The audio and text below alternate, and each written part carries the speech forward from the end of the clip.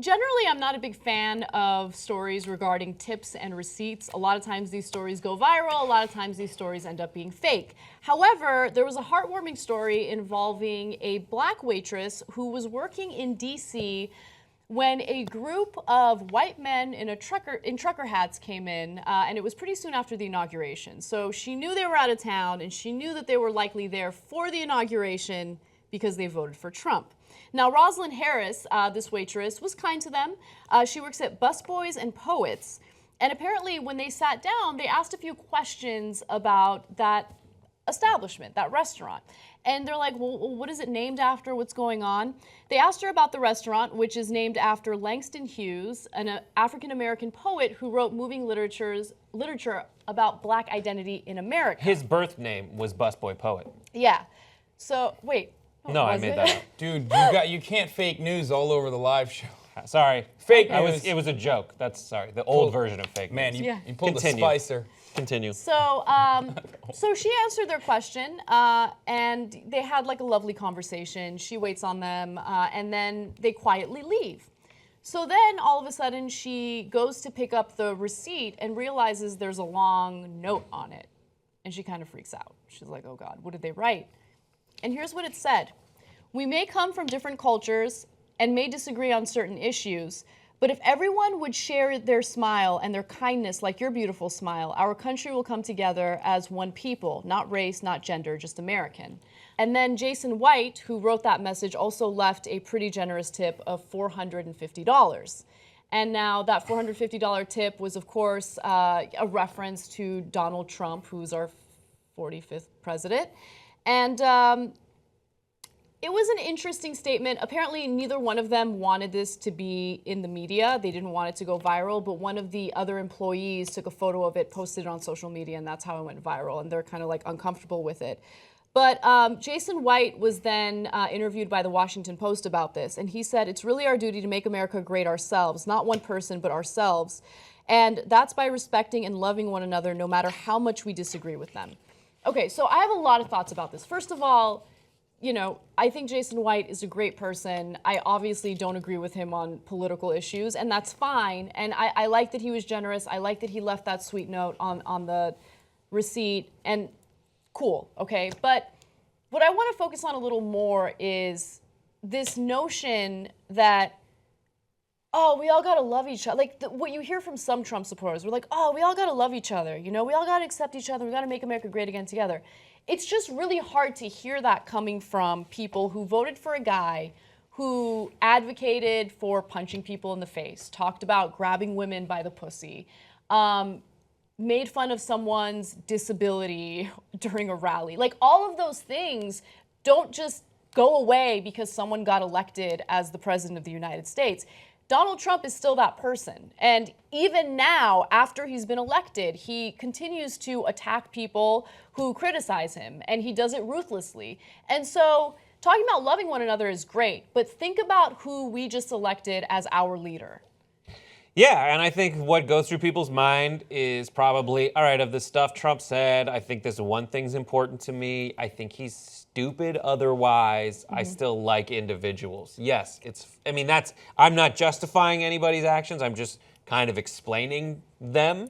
In the same way earlier today we talked about physicians voting for probably their pocketbook and not necessarily the Obamacare initiative to repeal and replace. So I think that's it. When I first saw this, I hated this story. Yeah. Because the first time, this is better. The follow-up story makes me feel a lot better. But the initial headline was like, not about race, but a black woman got money from a white dude. And the fact that at the end, that is the title. That's really what it was. It was such pretty a much stupid that title. on the nose. So and it's not about race. That was weird to me. It made me feel gross. It felt weird that there was a transaction of like, also here's $450. Like, ugh. Yeah. If it was without money and like a normal standard tip, that'd be fine. Interesting. Yeah. I mean, I don't know how I feel about the tip part, but I totally see your point. For me, what struck a nerve was this notion of we all need to love each other when we have such a divisive person as our leader. And so, by the way, I agree. I agree with the notion that just because you disagree with someone politically, it doesn't mean that you have to hate them, right? Right. However, I think that sometimes there's bounds of reason, and people's political views say a lot about who they are as people, right? So if you and I disagree on what is and isn't considered life, right? The moment of conception, I do not consider that life, right? It's not a viable human being outside the womb. It's fine, we can have that disagreement. But if you believe that a woman's place is in the kitchen, it goes further than just a disagreement for me, right? Because that's you telling me that you believe I'm a second-class citizen who shouldn't have the same rights as you. If you believe, as you know, politicians in Russia believe, that beating your wife is not a crime, well, that says something about who you are as a person. Okay, so I only touched on women's issues here, but there's also income inequality issues and things like that, right? So if you think that we should deregulate every corporation and allow them to hoard all the money that they make and not do the patriotic thing of giving back to their country and providing opportunities for other people, I think that says something about who you are, okay? Yeah. But the thing is, like, for me, as soon as I read this, I was like, it kind of reinforced that belief I always had, which is that not every single, and this might be a shocker for some of you, but not every single person that voted for Trump was voting because they were secretly racist. And for a lot of people, that's an unpopular thing to say. This was a message that was pushed by mainstream media over and over again, like all Trump voters are racist. We even covered it because we were looking at polling data, and it was very hard not to believe that.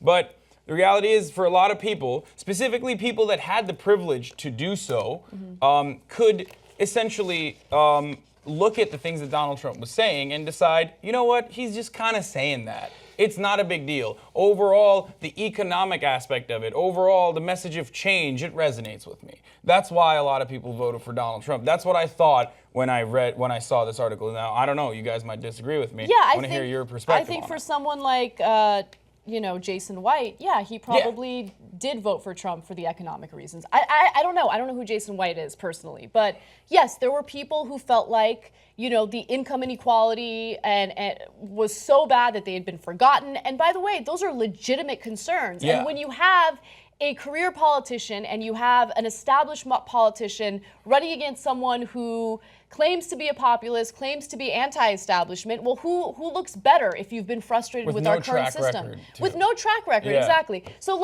I understand the people who ended up voting for Trump because they were so sick and tired of the way things were going.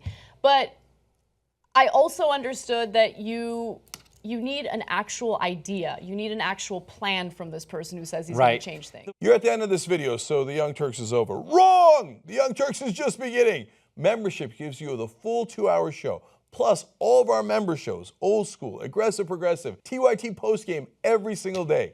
Join and come and see how great membership is. TYTnetwork.com/join.